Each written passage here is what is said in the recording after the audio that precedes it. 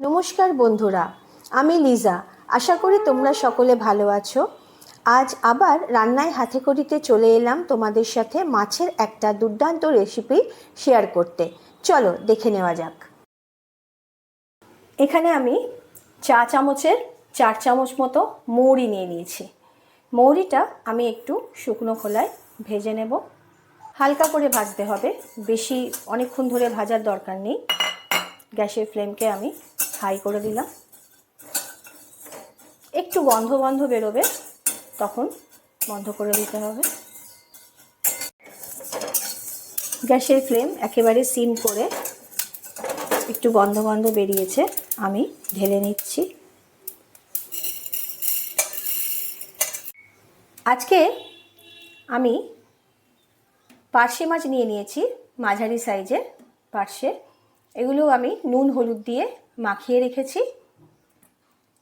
এবার পার্শে মাছটাকে আমি তেল দিয়ে ভেজে নেব। কড়াইতে একটু তেল দিয়ে দিচ্ছি। এবার আমি মাছগুলো তেলের মধ্যে দিয়ে দিচ্ছি।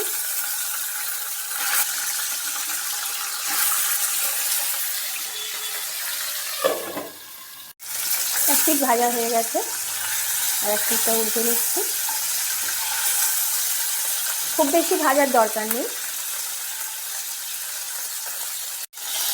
গ্যাসের ফ্লেম একেবারে সিম করে আমি মাছগুলো তুলে নিচ্ছি।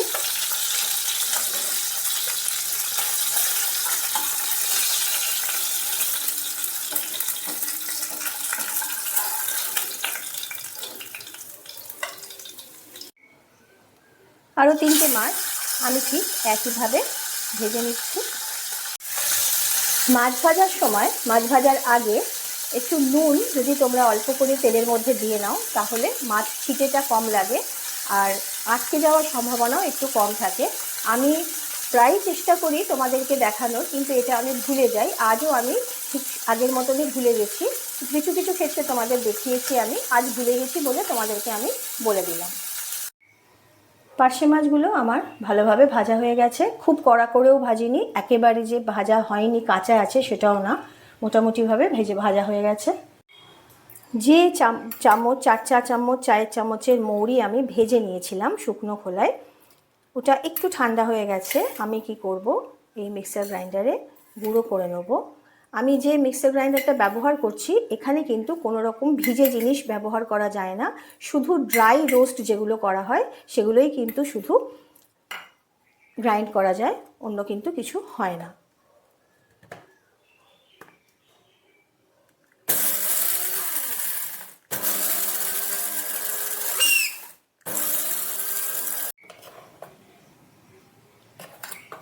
আমি এই মিক্সির লিঙ্কটা যদি পাই তাহলে তোমাদের ডেসক্রিপশান বক্সে দিয়ে দেবো, তোমরা দেখে নিও। আর তা না হলে এটা যদি তোমাদের কারোর কেনার ইচ্ছা হয় তাহলে ওই গ্রেট ইস্টার্ন, খোসলা এরকম জায়গায় তোমরা কিন্তু পেয়ে যাবে। আর এটা এর মধ্যে, এই মিক্সির মধ্যে কিন্তু কোনো রকম জল দেওয়া যায় না বা ধোয়া যায় না অন্য মিক্সির মতন। তোমরা অনেকেই জানো, যারা জানো না আমি তাদের জন্য বলছি।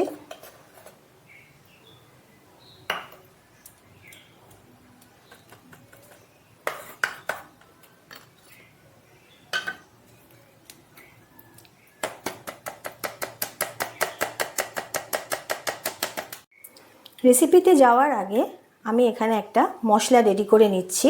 আমি চায়ের চামচের 1 চামচ দিচ্ছি আদা বাটা, আর দিচ্ছি স্বাদ মতো একটু কাঁচা লঙ্কা বাটা।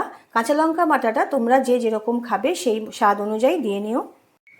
আর দিচ্ছি বেটে রাখা, গুঁড়ো করে রাখা মৌরি ভাজা, যেটা আমি একটু আগে গুঁড়োলাম, সেই মৌরি 2 চামচ মতো দিয়ে দিলাম।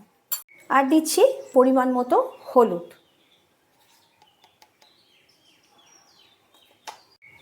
এবার এর মধ্যে একটু ঈষৎ উষ্ণ জল দিয়ে দিলাম, দিয়ে পেস্টটাকে ভালোভাবে একটু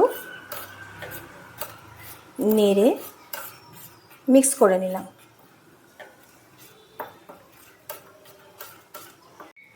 আর এখানে নিয়ে নিয়েছি আমি টেবিল চামচের 4 চামচ মতো টক দই। এর মধ্যে আমি দিয়ে দিচ্ছি স্বাদ মতো লবণ। আমি টক দইয়ের মধ্যে একটু চিনি দিয়ে দিলাম যাতে টক দইয়ের টেস্টটা একটু মিষ্টি লাগে।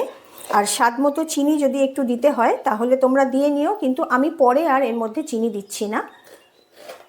হ্যান্ড বিটারের সাহায্যে এটাকে আমি একটু ফেটিয়ে নেব।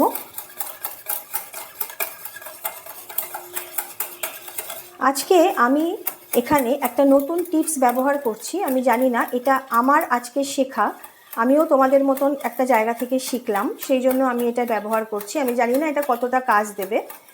তো আমি এই যে দইটা, অনেক সময় দেখবে দইটা আমরা যখন কড়ার মধ্যে দিই তখন ফেটে যায়, তো সেই জন্য অল্প করে আমি একটু ময়দা ইউজ করছি, সাদা ময়দা একটু দিয়ে দিচ্ছি। আমি এটা শিখেছি, আমি জানি না, আজকে দেখছি তোমাদের সামনেই করছি, দেখা যাক কি হয়। আমি সামান্য পরিমাণ দেব, এটা পুরোটা দেব না, ব্যাস। এটা আমি দইয়ের সাথে ভালোভাবে মিশিয়ে নেব। তোমাদের সাথে আজকে আমিও এটা দেখি, চলো কি হয়। দই কিন্তু, টক দই কিন্তু সবসময় তোমরা চেষ্টা করবে ফ্রিজ থেকে বার করার পর অন্তত আধ ঘন্টা বাইরে যেন নর্মাল টেম্পারেচারে থাকে। তা না হলে কিন্তু দই সঙ্গে সঙ্গে তোমরা যদি বার করে ফ্রিজ থেকে একেবারে উনুনে দাও বা ফেটিয়ে নিয়েও দাও, তাহলে কিন্তু দইটা কেটে যাওয়ার সম্ভাবনা থাকে। আমার এই দইটা যদিও আমি আধ ঘন্টা আগেই বের করে রেখেছি। এখন দেখা যাক। মাছ ভাজার পর যেটুকু তেল ছিল সেই তেলের মধ্যেই আমি দিয়ে দিচ্ছি একটা পাকা লঙ্কা, আর দিয়ে দিচ্ছি মেথি, ফোড়ন হিসেবে দিয়ে দিলাম। ফোড়ন অবশ্যই একটু ভেজে নিতে হবে,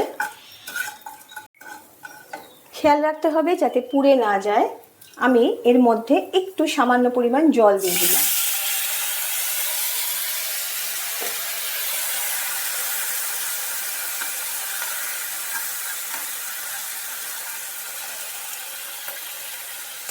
এরপর আমি দিয়ে দিচ্ছি মৌরি, আদা, কাঁচা লঙ্কার যে পেস্ট আমি তৈরি করে রেখেছিলাম সেটা।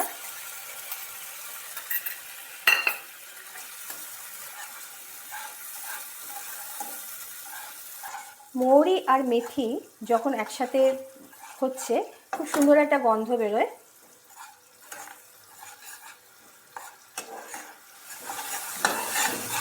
মশলা আমি যে পরিমাণ দিয়েছি, তোমাদের যদি মনে হয় মশলা কম হবে তাহলে তোমরা তোমাদের ইচ্ছা অনুযায়ী মশলা একটু বেশি কম করতে পারো, তাতে কোনো অসুবিধে হবে না। মশলাটা আমি দেওয়ার পর একটু কষছি, কষতে কষতে যখন একটু তেল বেরিয়ে যাবে তখন আমি বাকি জিনিসগুলো দেব। তেল বেরিয়ে গেছে, তোমরা দেখতে পাচ্ছ। এবার আমি আমার খুব পছন্দের কাঁচা লঙ্কা 3টে আমি এর মধ্যে দিয়ে দিলাম। এবার একটু ঈষৎ উষ্ণ জল এর মধ্যে আমি দিয়ে দিচ্ছি।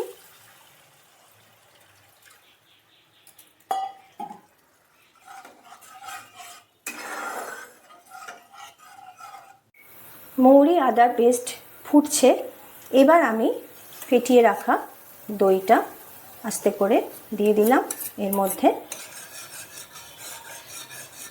দিয়ে এটা ভালোভাবে নেড়ে দিতে হবে। এবার আমি আস্তে করে পার্শে মাছ ভাজাগুলো এর মধ্যে দিয়ে দেবো।